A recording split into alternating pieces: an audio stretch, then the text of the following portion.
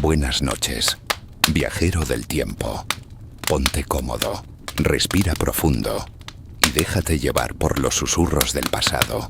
Estás a punto de entrar en un rincón secreto de la historia, de esos que no aparecen en los libros escolares ni en los discursos oficiales. Hoy no hablaremos de héroes con estatuas ni de batallas que llenan los museos. Hoy vamos a hablar de carne, hueso y sangre real, porque sí, incluso la realeza esconde sus secretos bajo las sábanas de terciopelo. Antes de que el sueño te abrace, déjame llevarte por los pasillos sombríos del Palacio del Buen Retiro, donde los ecos del siglo de oro aún resuenan entre sus tapices polvorientos. Si te gusta este tipo de historias, suscríbete al canal y regálanos un like.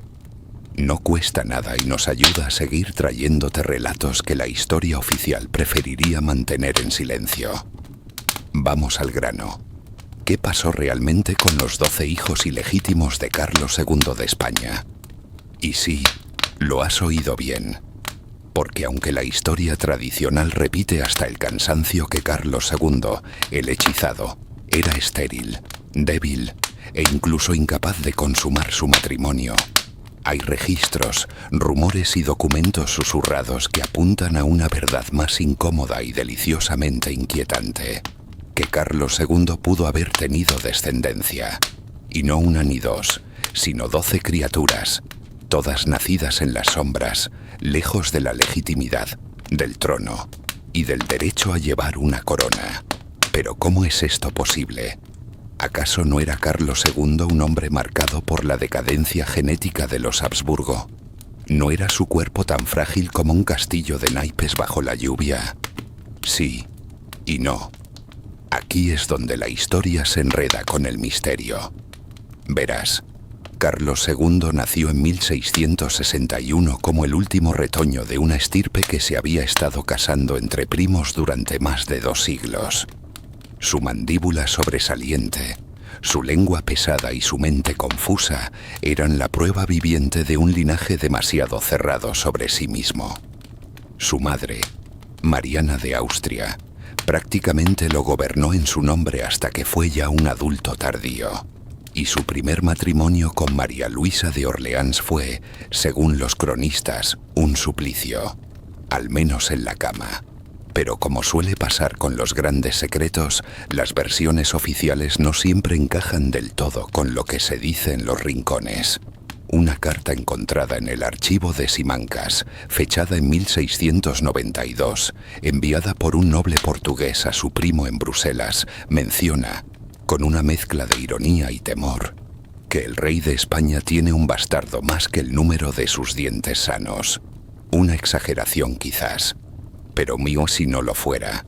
Imagínate por un momento a Carlos II, el hombre más poderoso de la península, encerrado en un cuerpo enfermo, vigilado por ministros, médicos y monjas, pero también rodeado de cortesanas, sirvientas y confidentes silenciosas. Algunas mujeres, lejos del ojo público, a quienes la historia no nombró, pero que pudieron haber conocido la parte más humana, y quizás más oscura, del monarca. La primera historia que se cuenta es la de Leonor de Aranda, una joven dama de compañía que sirvió en la corte durante el reinado de María Luisa.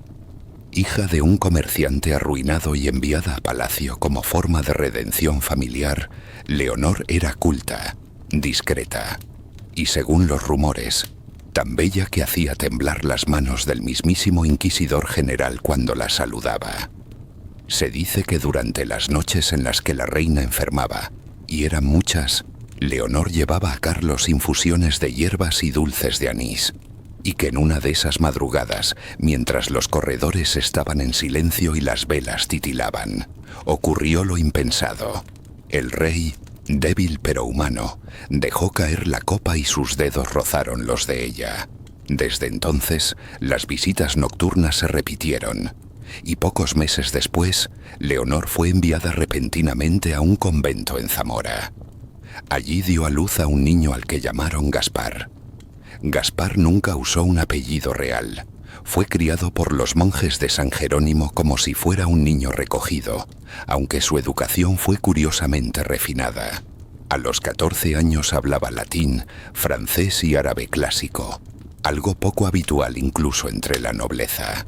Más tarde lo veríamos aparecer misteriosamente en Sevilla, como ayudante de cámara de un noble que, oh casualidad, había sido consejero del rey. ¿Qué fue de Gaspar? Vivió sabiendo quién era su padre. Fue uno de los 12, porque no fue el único. Mientras Gaspar crecía en los claustros, en Valencia nacía Beatriz de Salinas, hija de una viuda que había servido como curandera en la corte por apenas un año. Lo curioso es que su madre, Isabel, nunca volvió a trabajar para la familia real, pero durante más de 2 décadas recibió una pensión anónima, firmada solo con una inicial y un símbolo, una corona dibujada a mano, con tinta púrpura. Beatriz, según una carta conservada por un descendiente de la familia Salinas, tenía los ojos melancólicos del rey Carlos y su misma voz apagada. A los 20 años se convirtió en poetisa. Escribió sobre reyes caídos y madres silenciosas.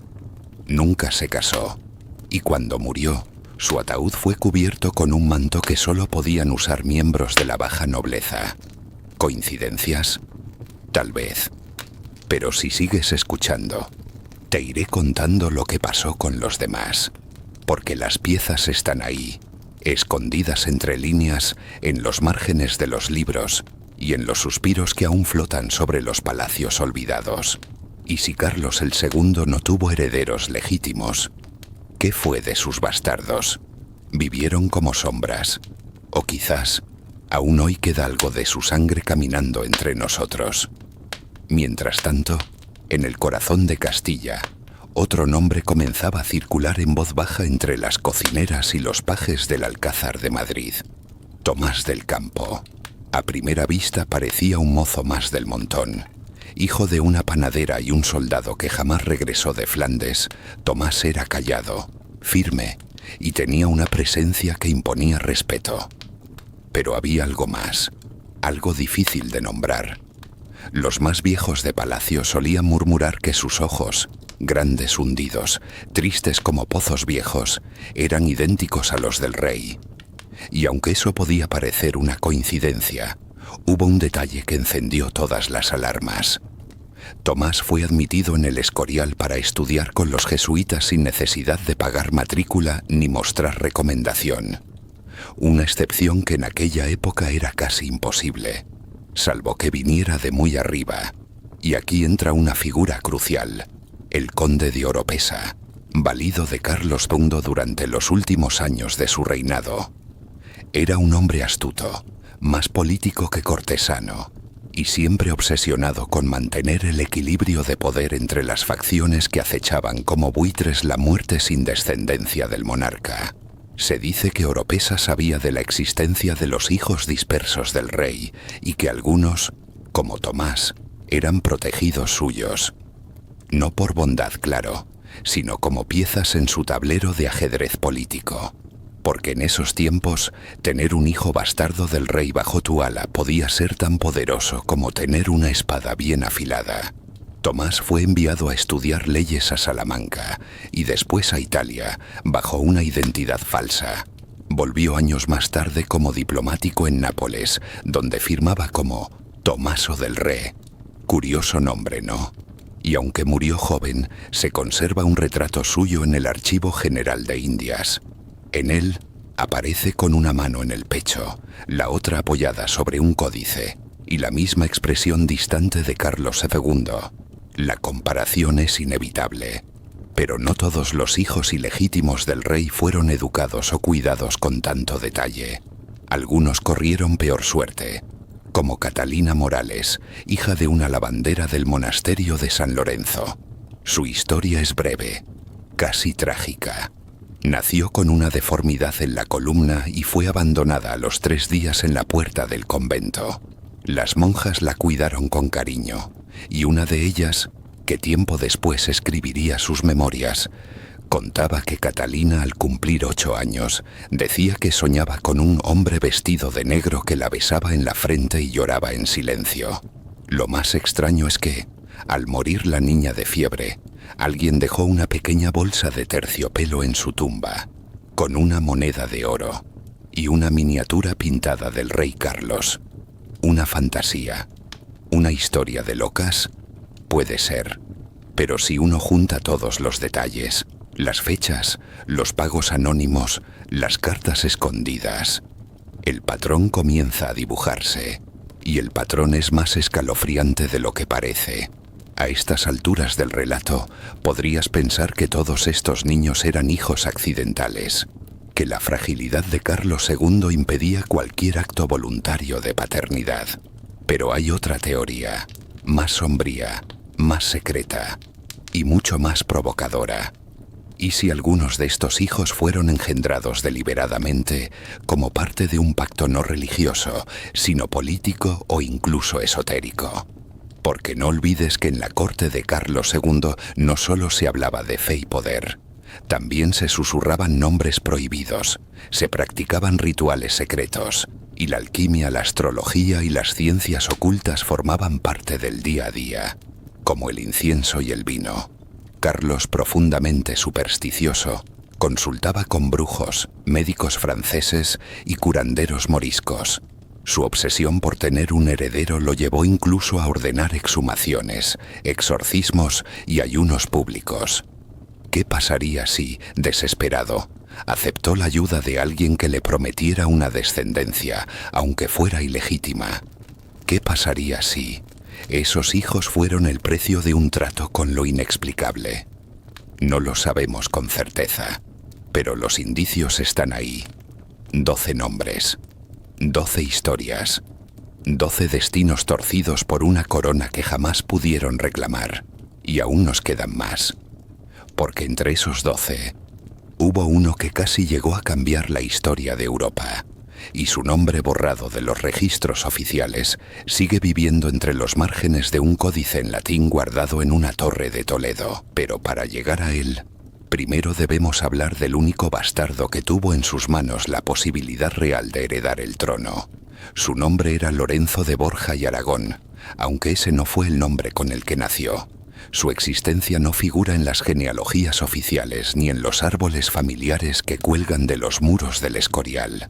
Pero su rastro aparece una y otra vez en cartas cifradas, actas notariales bajo seudónimos y, sobre todo, en los silencios. Y eso, en la historia, dice mucho más que una página llena de tinta. Lorenzo fue criado en el seno de una familia menor, de origen valenciano, con un escudo heráldico prestado y una fortuna reciente que nadie lograba explicar del todo. Su padre oficial era un secretario del Consejo de Castilla, al que de pronto se le otorgó una encomienda en América sin haber puesto jamás un pie en un barco. Su madre era una mujer de ojos intensos y voz grave, que había servido como dama de honor en la corte durante un breve periodo entre 1678 y 1680. Justo cuando Carlos II vivía uno de sus raros periodos de salud estable. Lorenzo creció educado por tutores italianos y flamencos. Hablaba 5 idiomas a los 10 años y fue enviado a estudiar teología a Lovaina, bajo el auspicio de un cardenal que había sido íntimo de la reina Mariana. Hasta aquí podrías pensar que se trataba de un niño privilegiado más, producto de la generosidad de la corona. Pero hay un detalle inquietante. En un inventario privado hallado en un palacio derruido cerca de Guadalajara, entre ropas, pergaminos y retratos sin marco, apareció una carta, firmada por el padre Nizard, el confesor jesuita de Mariana de Austria, y dirigida a un fraile portugués. El texto era escueto, pero decía lo siguiente: el niño lleva el signo, aunque no lo sepa, lleva la sombra del cetro. El rey no lo verá jamás, pero lo reconocerá por el reflejo. Protegedlo, pues el futuro se juega también en los bastidores. El signo, el reflejo, el cetro. Algunos historiadores lo han interpretado como una metáfora, otros como una advertencia. Pero los más atrevidos, los que escarban donde no deben, sugieren que Lorenzo fue algo más que un bastardo. Fue un heredero oculto, cuidadosamente mantenido en la sombra por orden directa del confesor real, tal vez incluso con el consentimiento de la reina madre. Y lo más curioso es que Lorenzo no solo fue educado como noble, fue formado como si en algún momento se esperara de él algo mayor. A los 21 años fue nombrado diplomático en Viena bajo el nombre de Lorenzo de Aragona. En su correspondencia, que aún se conserva en parte en los archivos austríacos, firmaba con un emblema curioso: una cruz invertida sobre un campo de espigas doradas, emblema que no pertenece a ninguna casa noble conocida, pero que algunos asocian con ciertas órdenes discretas de la época. Pero lo más estremecedor ocurrió en 1699, cuando durante una cena de estado en Bruselas, Lorenzo fue presentado accidentalmente, o eso dijeron, al archiduque Carlos de Austria, el futuro Carlos VI. Se dice que al verlo, el archiduque se detuvo, lo miró durante unos segundos en silencio, y luego dijo en voz baja: «Nos parecemos más de lo que crees». Ese mismo año, Lorenzo fue destituido de su cargo y enviado como embajador a un puerto olvidado en Sicilia. 2 años después, desapareció. No hay acta de defunción, no hay tumba, no hay registro de muerte. Solo una carta escrita por un abad benedictino que decía: «El príncipe sin corona ha vuelto al mar». Y como si el destino se burlara, justo en 1700, Carlos II moría, sin dejar sucesores legítimos. La Guerra de Sucesión Española estalló poco después, y las casas reales de Europa se dividieron, enfrentadas por el trono más poderoso del continente. Todos buscaban un heredero, alguien con sangre real, con derechos, con linaje. Nadie miró hacia atrás, hacia los bastidores, hacia esos niños nacidos en la penumbra. Nadie miró a Lorenzo, o quizás sí, y por eso desapareció. Y mientras el trono ardía en disputas entre Borbones y Habsburgos, otros hijos olvidados del rey seguían su camino, algunos en silencio, otros buscando su sitio en un mundo que jamás los reconocería. Uno de ellos terminó en las Indias, donde su sangre real se mezcló con los conquistadores, los esclavos y los pueblos originarios, donde su apellido cambiado y escondido sigue vivo hasta hoy. Ese hijo fue Mateo de Alarcón, y su historia, aunque menos adornada en pergaminos y escudos, es quizás una de las más fascinantes y reveladoras. Mateo nació en 1691, en el barrio madrileño de Lavapiés, en una casa modesta pero curiosamente bien situada, a medio camino entre los mercados del pueblo y las rutas discretas hacia la corte. Su madre, Teresa de Alarcón, era una mujer fuerte, silenciosa, viuda desde joven y sin ningún familiar cercano, al menos no registrado. Lo extraño de su situación era que, pese a no trabajar, recibía mensualmente una suma regular de dinero a través de un emisario real. Nunca firmaba nada, nunca preguntaba, nunca hablaba del padre de su hijo. Desde muy pequeño, Mateo demostró una inteligencia afilada. No solo aprendía rápido, leía a los 5 años y resolvía cuentas de mercaderes a los 7, sino que también tenía un carisma que desbordaba. Las vecinas juraban que al caminar parecía que el suelo le obedecía. Y lo más inquietante, tenía el mismo andar lento, casi flotante, del rey Carlos II. A los 12 años fue tomado bajo la protección de un sacerdote llamado Fray Esteban, que lo introdujo en la cartografía y la escritura secreta. No fue enviado a un convento ni a un seminario, sino a la Casa de la Contratación de Sevilla, donde se formaban los navegantes, espías y exploradores que iban a las Indias. Allí, lejos del bullicio político de Madrid, Mateo empezó a destacar como intérprete, traductor y dibujante de mapas. Nadie sabía quién lo había recomendado, nadie se atrevía a preguntar. En 1706, con apenas 15 años, fue incluido en una expedición al virreinato de Nueva España. El documento que lo nombra como parte de la tripulación dice algo muy singular. El joven de noble porte y dotes útiles para oficios de tierra y de mar, aunque sin linaje declarado. Una frase que en aquella época era una manera elegante de decir: es hijo de alguien que no podemos nombrar. Mateo llegó a Veracruz, luego a Puebla y finalmente a la Ciudad de México, donde comenzó a trabajar bajo las órdenes del virrey. Pero su camino dio un giro inesperado cuando fue enviado como escribano a las misiones del norte, aquellas que intentaban evangelizar y controlar a los pueblos indígenas. Allí, entre desiertos y serranías, Mateo encontró algo que lo transformó. Una tierra virgen, sin los murmullos constantes de la corte, sin los salones llenos de hipocresía. Y también encontró algo más. Una mujer indígena, de la tribu tarahumara, con quien tuvo un hijo. Aquel niño sería el primer descendiente mestizo, de sangre real no reconocida, en pisar el corazón de lo que hoy es México. Se dice que Mateo jamás volvió a España, que fundó una pequeña comunidad, enseñó a leer a los hijos de los pueblos originarios y que hablaba con reverencia del rey como si lo conociera, o como si fuera parte de él.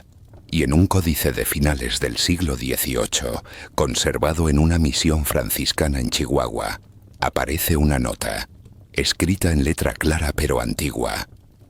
Nuestro abuelo Mateo decía que fue hijo de un hombre que vivía entre fantasmas, rodeado de oro pero sin amigos, que nunca alzó la voz, pero que al hablar todos temblaban, y que una vez le dijo: «Yo soy hijo de un rey sin hijos». La historia de Mateo es importante por una razón que suele olvidarse. La historia real, la que late debajo de los himnos y los retratos oficiales, no siempre se queda en Europa. A veces, toma un barco, cruza el océano, se mezcla, se transforma y sobrevive, incluso cuando los cronistas intentan borrarla. Mientras los Borbones comenzaban su dominio en Madrid y los restos del viejo imperio de los Austrias se desmoronaban, los hijos no reconocidos de Carlos II, esos fantasmas del linaje, se esparcían por el mundo. Uno de ellos terminaría en un monasterio, otro entre las letras, otro entre las armas, pero uno en particular, el más misterioso, llevó la sangre real a una comunidad secreta de Toledo, donde el arte, la alquimia y el saber prohibido se preservaban entre sombras. Y ese quizá fue el único que entendió realmente el destino de todos los demás. Su nombre fue Isidro de Zúñiga, aunque pocos lo conocieron por ese apelativo. En los círculos ocultos de la Toledo del siglo XVIII, entre alquimistas, escribas crípticos y guardianes de libros prohibidos, lo llamaban simplemente el testigo. Nació como muchos de los otros en el margen de la historia oficial. Su madre era una lavandera muda del Hospital de la Latina, y su nacimiento no fue registrado con exactitud.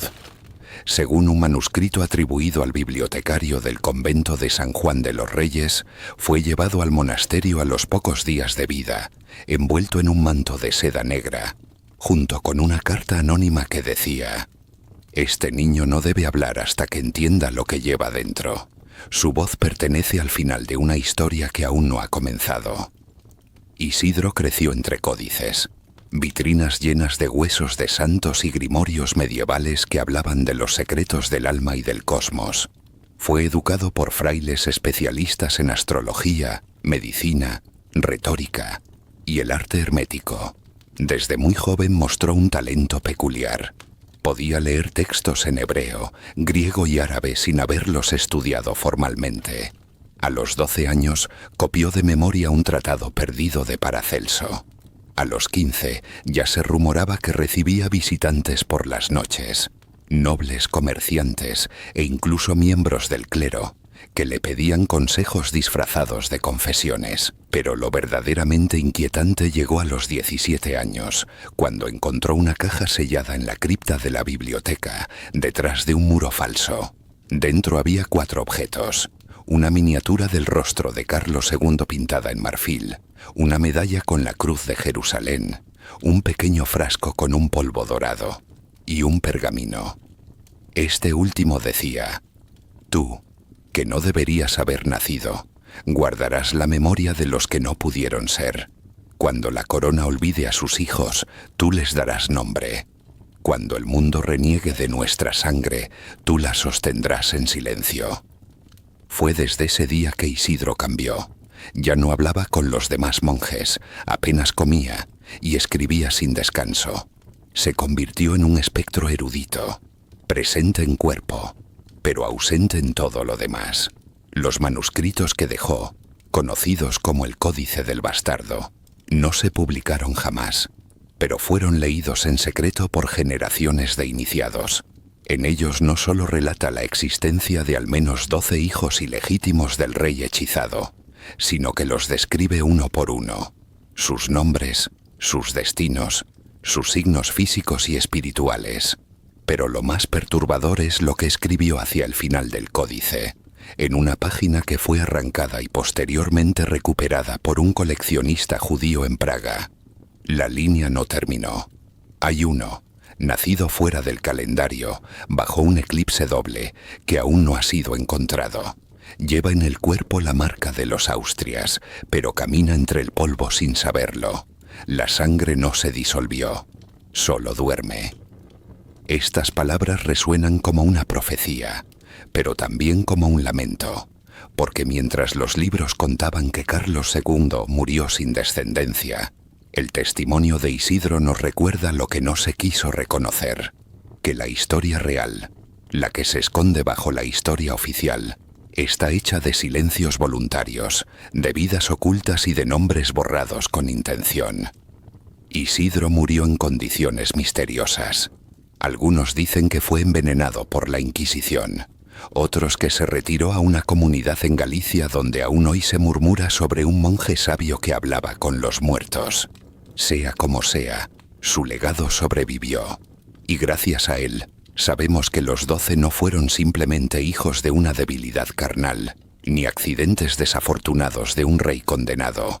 Fueron frutos de un poder que quiso dividirse en la sombra, que buscó escapar de la carga maldita del trono, y que quizás, en algún rincón del mundo, aún late.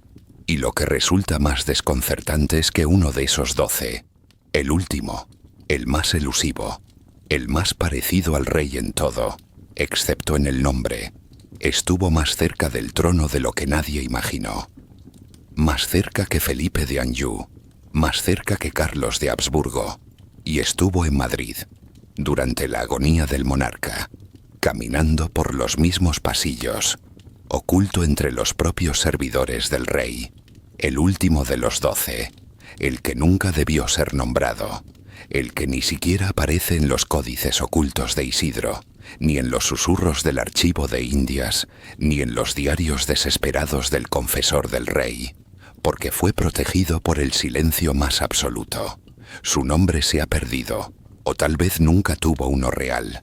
Lo poco que se sabe viene de una única fuente, un documento deteriorado, hallado en 1893 en el interior de una pared durante la restauración de una capilla abandonada en Burgos. No era un acta oficial, ni una carta, ni siquiera un testamento. Era una suerte de diario confesional, escrito con letra temblorosa por un anciano llamado Baltasar del Monte, quien aseguraba haber servido como escribano silencioso del Consejo de Castilla a finales del siglo XVII. En ese cuaderno sin título hay un pasaje inquietante. Hubo uno que no fue contado entre los bastardos, no por falta de pruebas, sino por exceso de riesgo. Era el hijo de una mujer invisible y de un momento que nunca ocurrió oficialmente. Fue criado entre sombras, en un cuarto sin ventanas bajo el Palacio del Pardo. Nadie debía saber de él, ni siquiera él debía saber quién era. Este niño creció como un sirviente sin rango, pero con privilegios que nadie entendía. Nunca fue azotado, nunca fue enviado a misiones peligrosas, nunca fue despedido, a pesar de que, según el diario, no obedecía órdenes, pero todos obedecían cuando él hablaba con voz baja. El autor lo llama el 13, no por un error matemático, sino porque lo consideraba la síntesis de todos los anteriores. El que llevaba en su rostro algo de Gaspar, en su andar algo de Tomás, en su silencio la misma soledad de Catalina, y en su sangre la maldición entera de los Austrias. Y aquí entra en juego una hipótesis tan perturbadora como fascinante. Según Baltasar, el rey Carlos II, en sus últimos días, ya enfermo del cuerpo y del alma, llegó a saber de su existencia. No directamente, no por un rostro, pero por un sueño. Uno que se repitió noche tras noche. En él, el monarca caminaba por los pasillos de un convento en ruinas, buscando a un niño que lloraba sin sonido. Cuando lo encontraba, el niño tenía su mismo rostro, pero sin mandíbula, sin nombre. Al contar ese sueño al confesor, el religioso le habría dicho: «Majestad, el alma sabe lo que la carne niega». Poco después, y en secreto absoluto, Carlos habría ordenado que el niño fuese llevado a su lecho, en mitad de la noche cuando todos dormían, que nadie hablara, que nadie escribiera, que solo fueran testigos los muros, y en ese silencio absoluto, el rey habría mirado al muchacho durante varios minutos, sin decir una sola palabra, mientras las velas se consumían.